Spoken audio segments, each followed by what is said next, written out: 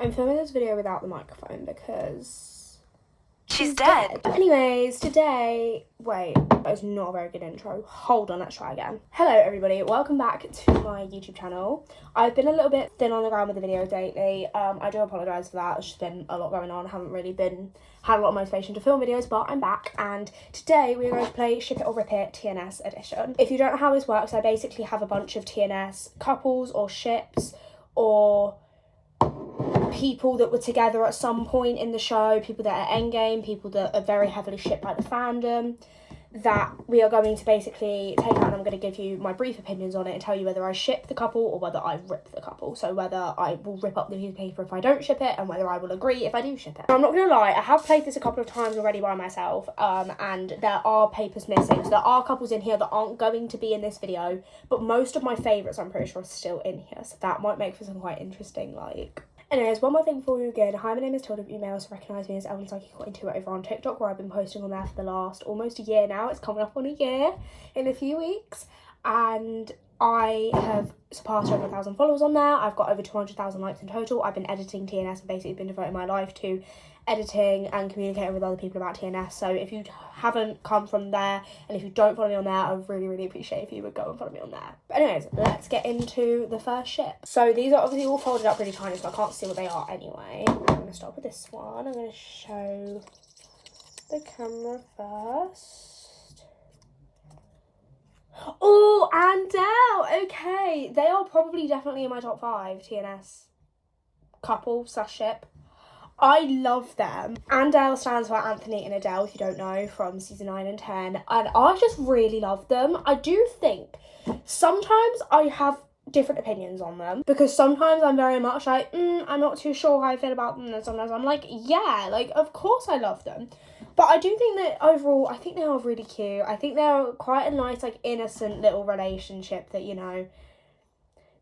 there wasn't loads of build up for it, but it didn't feel like there was a lot of unnecessary stuff with them. I get, yeah, I prefer them to get together earlier on in the season than they did, because obviously Anthony was seen yearning after her in episode 4, and then they didn't actually get together until the end of the season.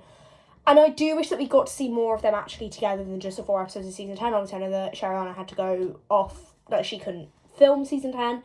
But I do wish that we did have more screen time with them. So I wish that they were together more in season 9 than they were, just because obviously they kind of unofficially got together in the second to last episode of season 9. And then we knew they were together in season 10 because they confirmed it. But yeah, just overall, okay, ship. Let's see who is next. Now it's upside down.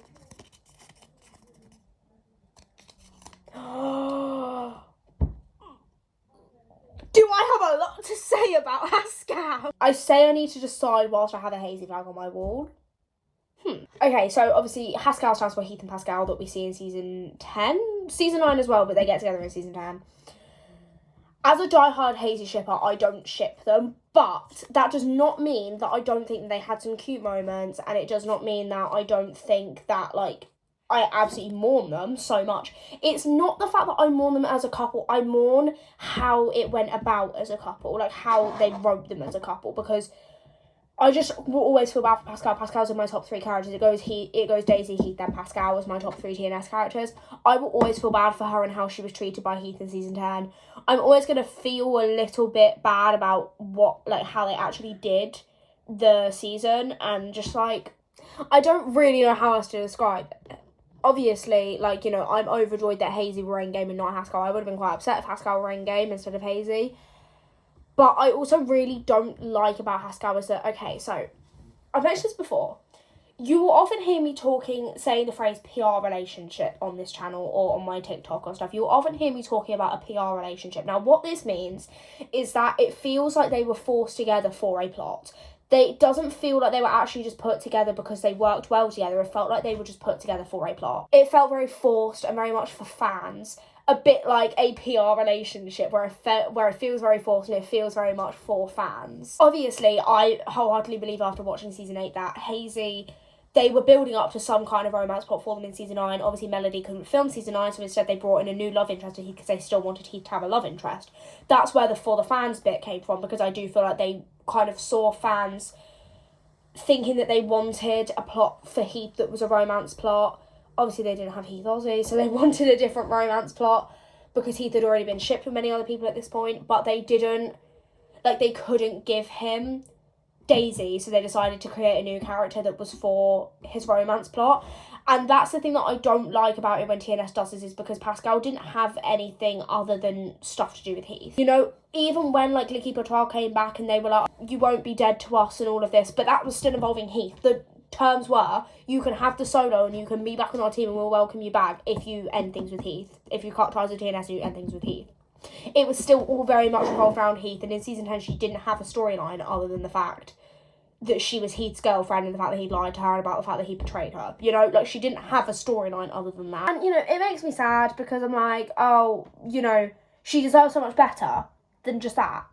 But with Heath and Daisy, I definitely don't think that, because obviously Daisy was introduced before we ever saw anything between them, it doesn't feel like they introduced Daisy to be a love interest for Heath or to be part of Heath. You know, it felt like they introduced her as one of the new characters and then they thought, oh, maybe we could do this for her and we could do it that she's not very trusting as a person and that she doesn't trust Heath, you know? It wasn't from the start very obvious that they only brought her in so that she could be a love interest. And that's why I think Haskell, I'm not the biggest fan of them, because they just, it feels really forced. It feels for the fans. It feels like a PR relationship. So I'm never gonna not get an insanely bad secondhand embarrassment from the scene of her calling him an oak tree when she goes, tall and strong. But I want to say, first things first, To the Wolves, like that episode, is one of my favourite TNS episodes, but it's also one of the saddest TNS episodes in my opinion. Mackenzie Barbo's acting is actually insane. I mean, Carter's acting, Melody's acting, Mackenzie's acting. Oh my god! When you're doing a love triangle plot that's played by 3 incredibly, insanely amazing actors, it's really, really easy to make the fans feel bad and to create sympathy for the characters. Because I feel bad for everyone involved. I kind of feel bad for Heath because it did seem like it was getting a little bit lost in translation by the fans especially. I know that I joke about him being like all sorts of things, so I'm not going to say on here. I don't mean it, because obviously everything that happened with Daisy, he didn't know he was in love with Daisy when he started dating Pascal, you know? Like, he didn't know that. So, yeah, I feel like I don't ship Pascal. They were cute in some scenes they had. I just mainly feel bad for Pascal. I want justice for Pascal, not Team Haskell, you know? Okay, let's do another one. So we've had 2 Gen 3 ones so far, which has made me happy, because the Gen 3... I think it's really hard to find a Gen 3 one I don't ship. Kingston. Okay, Kingston and Lola. When I first watched season 5, I really shipped it. I do still think that I ship it. If they'd have kept Lola in, I would have really been massively open to a Kingston and Lola plot. Obviously, I'm a massive Kingston and Lily shipper, generally. And I know that I always say that I really struggle to ship people with multiple different characters, because I know that people are like, oh, you could be a multi-shipper with this character, but I find it really hard to do that. But I think that because Lola and Lily didn't exist in the same, like, seasons, they didn't coexist together, it makes it easier for me to ship them, because I can ship season 5 Kingston with Lola, and then I can ship season 7 and 8 Kingston with Lily, you know? Like, it's very different, if you get what I mean. Yeah, I think they would have been cute. I feel like if Lola had stayed in season 6, I would have definitely loved to see a Kingston and Lola plot between them. But I did also just really love their friendship, and I thought they were really pure and cute. But I definitely thought, I really liked how, you know, there was a whole East versus West thing, but yet they were just remaining friends, you know. They were just like, oh, you know, like, don't really care, we'll stay friends, you know. Like, I know they hate each other, but he was very good at, like, helping her, at talking to her. And I just thought their scenes were really cute. Yeah, overall, I shipped them. We're going to see who is next.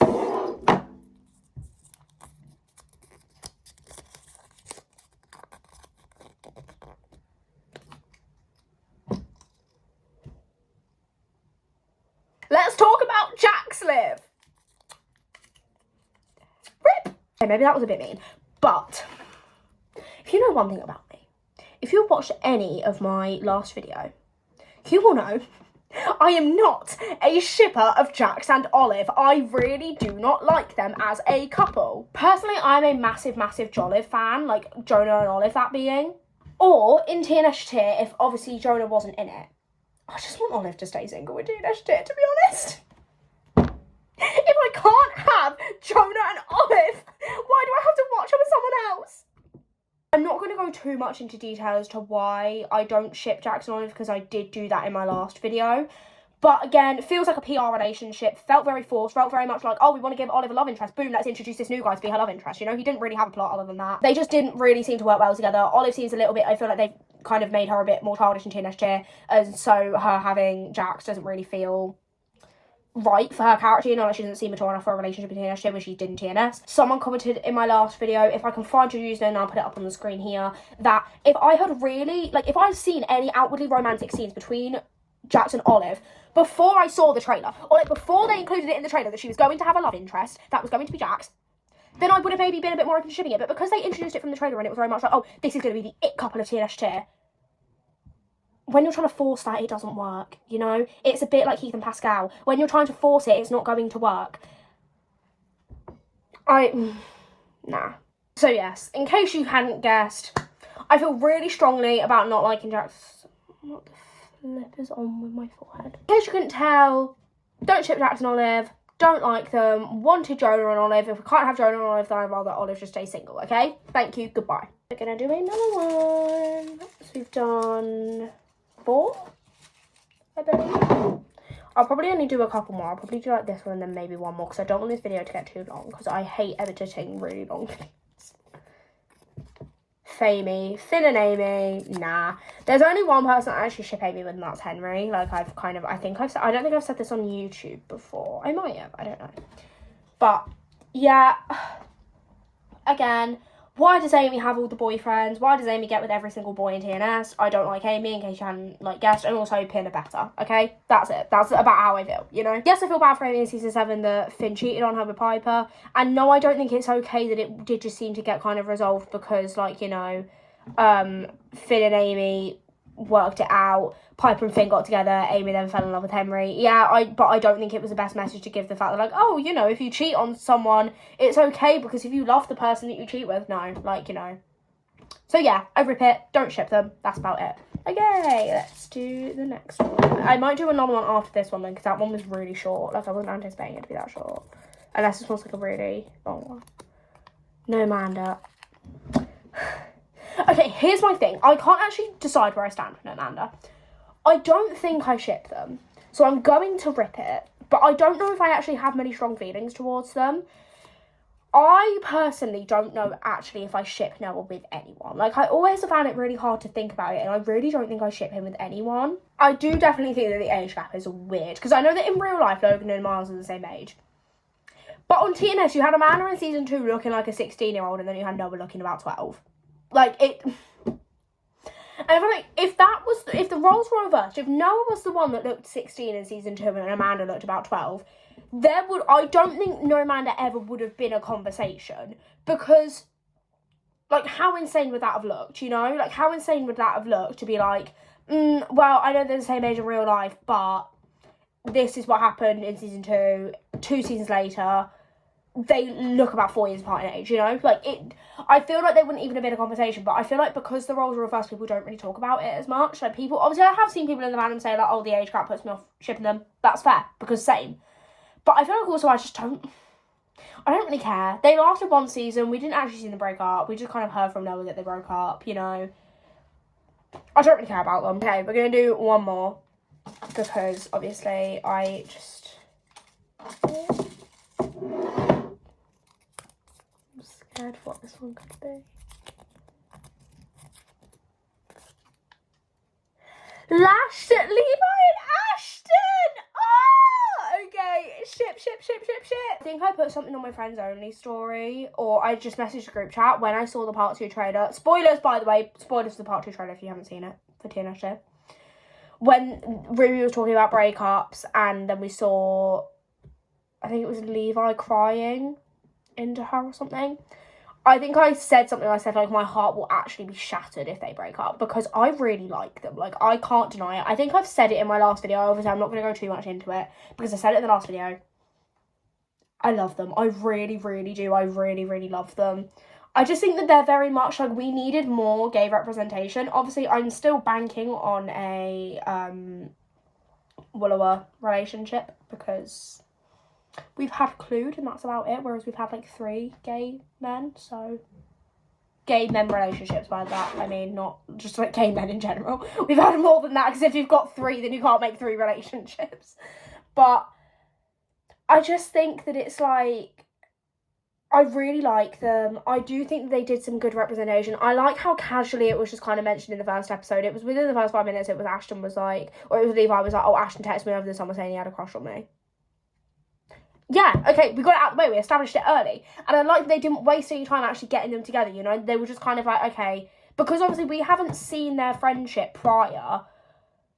You know, if it was a kind of thing with the fact that Ashton and Levi never met before, and then all of a sudden, like, it's a bit like Andale, where, like, Ashton then all of a sudden started crushing on Levi, that'd be a little bit like, But because we don't know what their friendship was like before that, but we know that they've been friends for years, you know? Like, we know that, so it would seem really unrealistic for us to then drag it out and have a massive slow burn. It's like, well, no, but they've been friends for years, so surely the slow burn has already happened, you know? Like, surely it's not now that one of them's starting to crush on the other. So, I like how they did that.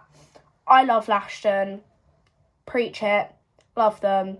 Amazing. Anyways, that's about all from me for this video. I wanted to make it a relatively short and sweet one, so here we are. I really hope you enjoyed this video. If you did, please subscribe to the channel, because I do want to try and get more onto posting here. Hopefully next time with the microphone, because hopefully she won't be dead because I'll forget to charge it. So yeah, anyways, bye guys.